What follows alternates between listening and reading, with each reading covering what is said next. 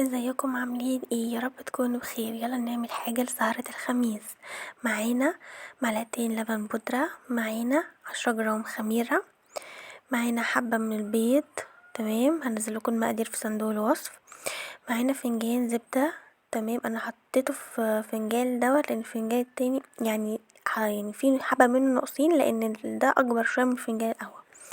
وكان معايا 3 كوبايات دقيق منخولين وذرة ملح. ومعايا كمان هنحط 3 معالق سكر خشن عادي. تمام،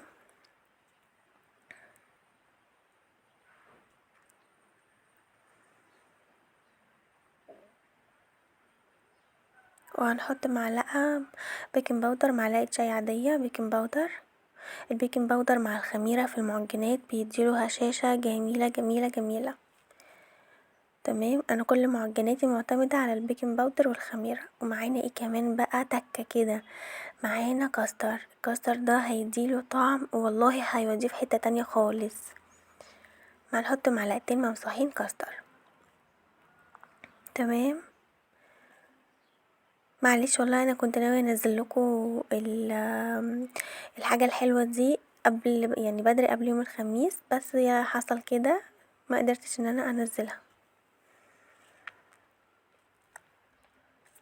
هنحط بقى المواد الجافة كلها على بعضها. احنا بالفعل اصلا حاطينها بس كان ناقص اللبن البودرة المعلقتين. حابة تزودي زودي، حاجة ترجعلك. تمام، نقلب عشان ندخل في الدقيق هوا. كل ما تدخلي له هوا بيبقى هاش. تمام، هنعمل ايه دلوقتي؟ معنا البيضة. تمام،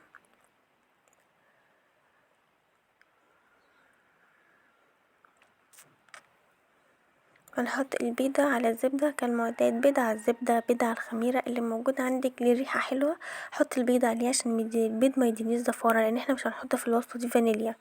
ممكن تحطي خل يعني عادي.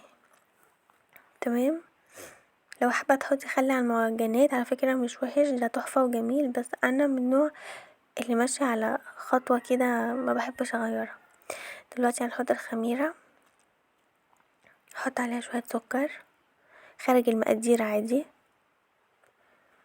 ومعانا بقى هنا ايه؟ معانا لبن قاطع، شايفين عامل زي الزبادي. اللبن قاطع مش هرميه، هعجن بيه وكمان هحطه على الخميرة تتفاعل بيه. تمام، اهو حطه على الخميرة.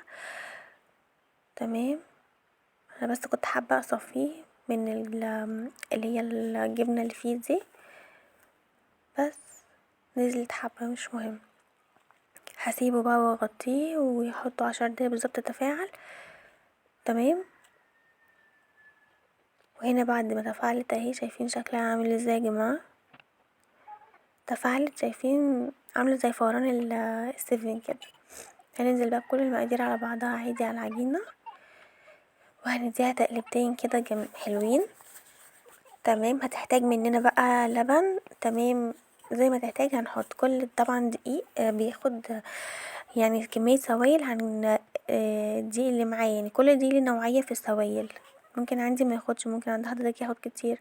تمام، انا هنا عجنت العجينة لان انا مش اول مرة اعجن عجينة معاكم. تمام، خليت فيها سنة تلزيقة كده، فيها سنة تلزيقة يعني المرة دي جامدة شوية مش خفيفة. هندهنها بقى زيت عشان نعرف نتعامل معاها. شايفين دهناها زيت. تمام، نحطها في البولة، بس انا بصراحة هغير البولة بعد كده لان حسيتهم هينفخوا هيبقوا لازقين في بعض قوي. تمام، انا هنا كنت حاطه كل واحده في بوله ومغطيها بالاسترتش. بس قبل ما تغطي المعجنات بتاعتك بالاسترتش ادهني المعجنات من فوق زيت، لو ما عملتيش كده الاسترتش هيلزق في المعجنات بتاعتك وهي بتخمر.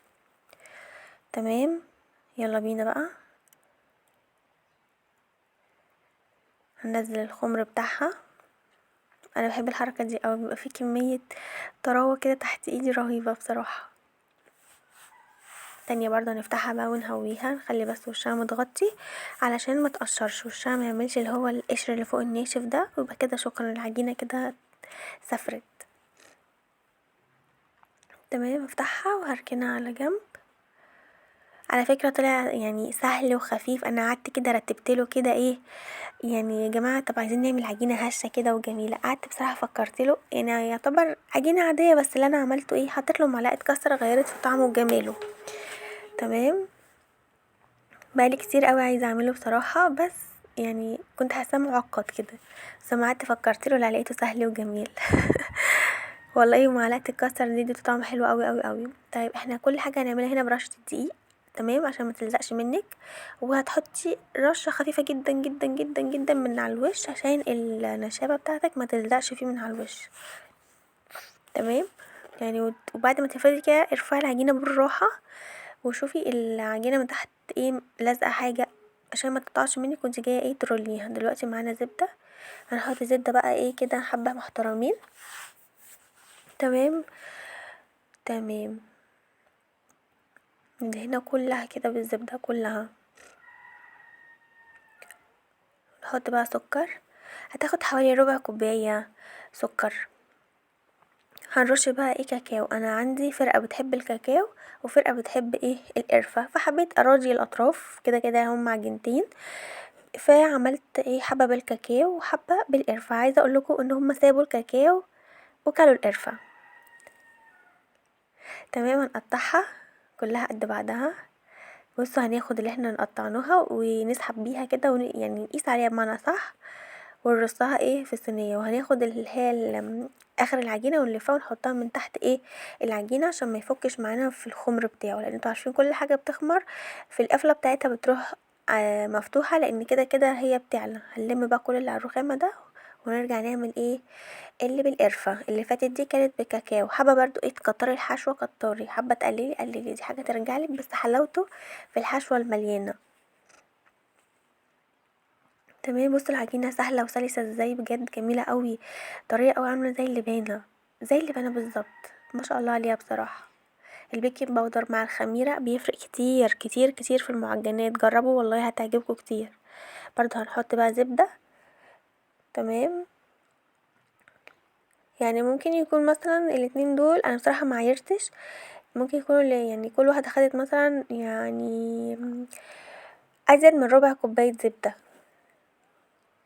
ورش بقى القرفة، خلي معاكي المصفى دي تحفة، بتساعدك كتير قوي في عملية التوزيع، القرفة او الكاكاو في اي حاجة عامة. حتى وانتي مثلا في كحك العيد بتبدريه، بدريه بالمصفى دي بيبقى سهل قوي قوي. تمام. برضو هنا هنعمل ايه، هنقطعه ونرصه في صينية. هنا رصيناه في صينية. تمام. حاولي ما تخليش الصينية كلها ايه في يعني لازقة في بعضها، مفيش مكان. هنا سويته طلع من الفرن. تمام. حطوا لايك، فين اللايك؟ حطي اللايك، فين اللايك؟ ما شاء الله عملي 18 قطعة. عايزه اقول لكم الثلاث كوبايات دي دول بجد عملوا 18 قطعة. احنا هنا هنعمل الكريمه، حطينا معلقه لبن بودره، معلقه سكر بودره، حطينا معلقتين كريم جانتيه، وكان عندي قبل كده جبنه كريمي، رحت حطاها في طبق الفبر ده ولفتها، حطيتها في الفريزر، لما بحتاجها بطلعها تاني. وهنضرب هنا ايه بالميه، لقيته مش هينفع، رحت جايبه ايه المضرب الكهربائي وضربتها كويس لحد ما عملت كريمه طبيعيه وجميله كده وعاليه معايا. وبعد كده هنزل بها ايه على الجبنه. تمام. تمام. طعمها جميل قوي بجد. هنا بقى ايه هنرص السينابون بتاعنا في طبق كده. تمام. انا هنا بشيلهم طبعا لان هما اختمروا فزادوا، وبعدين كمان بينزل شويه كاكاو على شويه سكر من اللي فيه، فبالتالي ايه بيلزق سنه من تحت.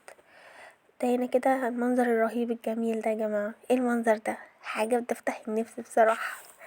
تمام. هنزوقه بقى ايه بالكريمه دي الجميله. تمام. يطلع من الفرن على طول زوقيه. انا بصراحه ايه طلع من الفرن كنت بعمل حاجه كده فمعرفتش ان انا ايه احط عليه الكريمه على طول. لما يكون سخن وبتحطي عليه الكريمه فبتسيح كلها وتنزل عليه. تمام. بس انا والله يعني ما عرفتش بصراحه. بنتي يعني يلا يلا عايزه ادوق، يلا يلا عايزه ادوق. تمام. انا سايبه لها دي من غير. هنا كده خلاص خلصت وحطيت له كريم كراميل او شوكليت، اي حاجه اللي تحبيها. يا رب تكون الوصفه عجبتكم وكانت خفيفه على قلوبكم. ما تنسونيش بقى حط اللايك بتاعك واكتبي لي في الكومنتات ايه رايكم. سلام.